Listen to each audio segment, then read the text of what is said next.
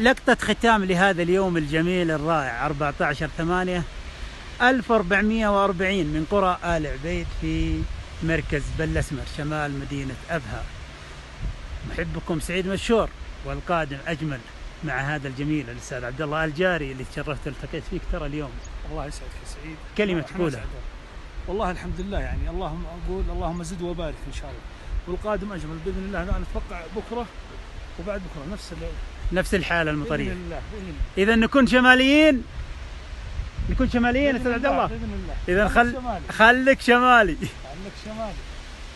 لا إله إلا الله، الغروب مع البرد والله العظيم إنه شيء آخر.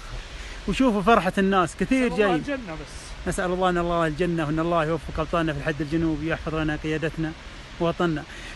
تدفق الزوار على قرية آل عبيد وبشكل كبير. شايفين الناس؟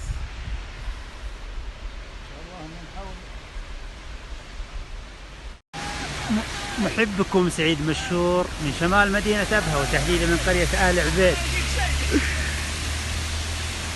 اليوم 14/8/1440 وقد تحولت إلى حلة بيضاء بعد الأمطار الغزيرة التي شهدتها قرى شمال مدينة أبها، قرى بلحمر، مركز بلحمر ومركز بلسمر.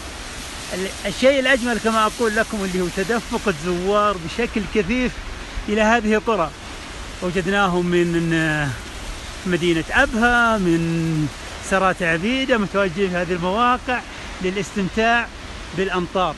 نسأل الله أن الله يجعلها أمطار خير وبركة ونعم بنفعها أرجاء هذا الوطن المعطاء. دائما لا تنسون أبطالنا في الحد الجنوبي، لا تنسون قيادتنا الحكيمة من الدعاء، لا تنسون كل مريض. نسأل الله أن الله يسعدكم. محدثكم سعيد مشور، والقادم أجمل.